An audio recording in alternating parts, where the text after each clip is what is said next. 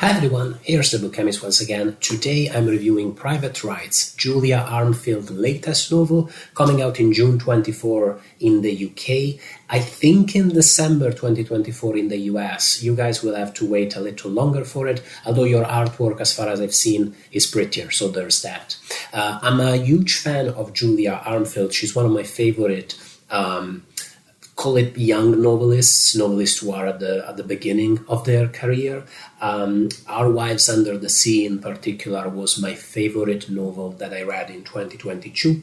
I reread it recently and loved it all over again. I also reviewed it for the Italian magazine La Balana Bianca. I'll leave links in the description. If you read Italian, La Balana Bianca is an amazing literary magazine. And I'm also a fan of Armfield's debut short story collection, Salt Slow.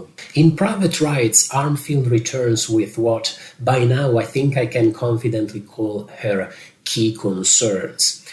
Sleep and sleeplessness, the neurotic nature of life in cramped contemporary cities, the facts of living with a fragile body and its consequences on a person's life and psychology, the psychological and philosophical ramifications of a Christian upbringing, and especially water. Private Rites is the story of three estranged sisters who are brought together by the aftermath of their father's death. However, there is one feature of this story that gives it a very eerie spin. The story is set in a near future that feels very much like the present, where rising sea levels, probably due to the fact that it never stops raining, if not for very brief occasional intervals, have rendered large parts of the country in which the novel is set, a country that isn't but also kind of is the UK, uninhabitable. Similarly, the city where the novel is set, a city that isn't but kind of is London, is a place destroyed and ruined by these rising water levels. People are forced into these high rises which are damp, inhospitable, and where they are constantly threatened by the rising water, and they have to take unreliable ferries to work.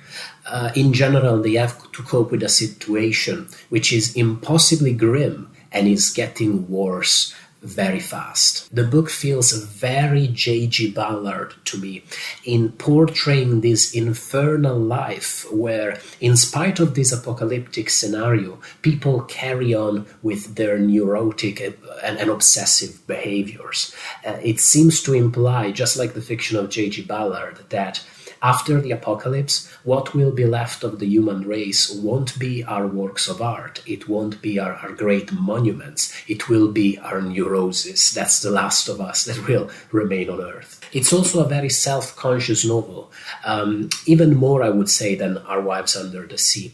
It's a book where characters have dreams that are relevant to the plot, where a certain twist late into the narrative is described as being the wrong genre. Another fundamental concern of Armfield's fiction, even more than her obsession with water, is how she is committed to talking about relationships in a way that is ruthless and unforgiving. She explored friendships and mother-daughter relationships in Our Wives Under the Sea, and here we get a similar treatment of sisterhood. Armfield is almost cruel and certainly very open in the way she talks about her characters' pettiness, their fears, their cowardice, their self-absorption, their pet hates.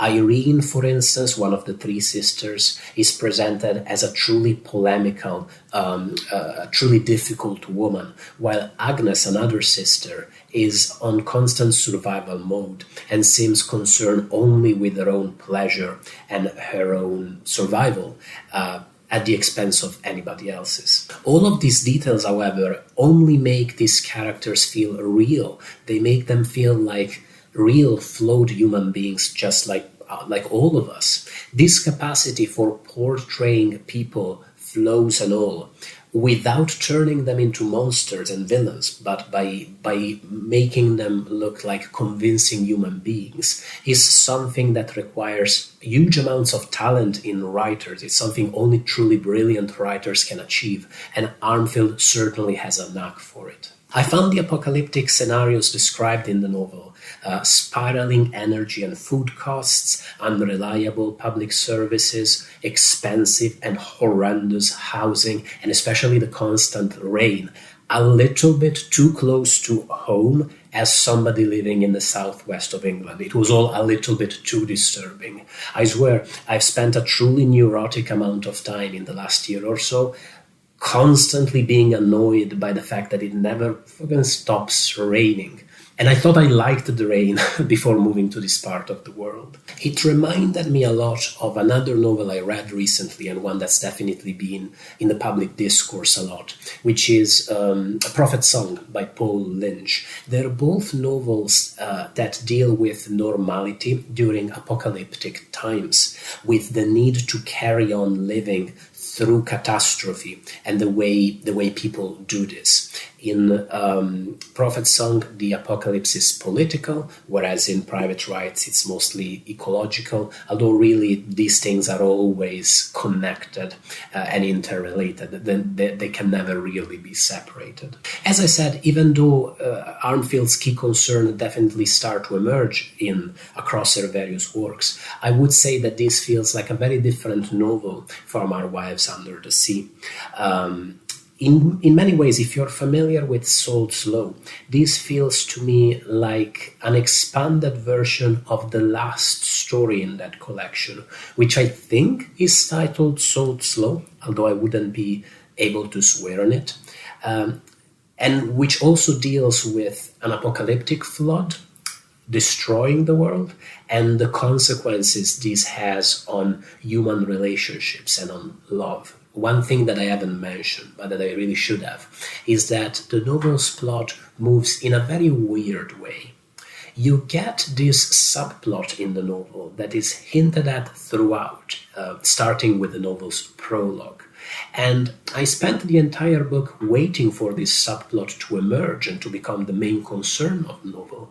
And then I got to the final bit of the book. I only had really a few pages left, and this hadn't happened yet.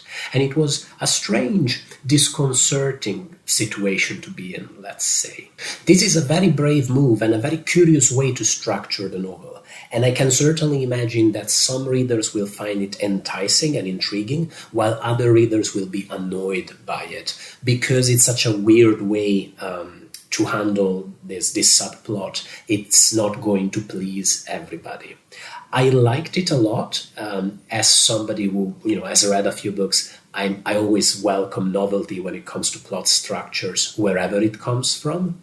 I really liked this submerged subplot, although maybe I wish it had been handled a little bit more powerfully than it ultimately was. If the premise of this drowning world doesn't scare you too much, and if you are a fan of Armfield's writing, Wives Under the Sea, Sold Slow, then I think you're going to find a lot to enjoy in this novel. And I really look forward to reading what you thought about it too. I'm curious to read and to understand, more broadly speaking, whether people who loved Wives Under the Sea as much as I did, because I know the novel has a huge following, how they'll react to Private Rites. Look forward to discussing it with you in the comments, and thank you so much for watching this review. Thank you to my patrons for supporting the YouTube channel, especially. That's really awesome. Bye, everybody.